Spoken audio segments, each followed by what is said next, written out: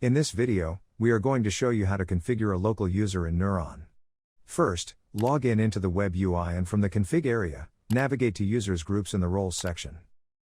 Next, let's create and configure a local user and assign a role to it.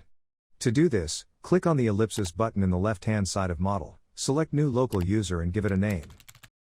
By default, admin and user are already created during installation.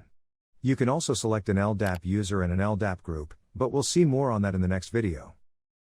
Once created, click on the user and navigate to the configuration panel to enable it, enter the password the user will use, and hit the Save button. Now, let's assign a role to the created user. To do so, click on the ellipsis button on the right-hand side of the assigned roles and click on New Auth Role. Then, select the role you want to assign. Remember that a user can have as many roles as needed.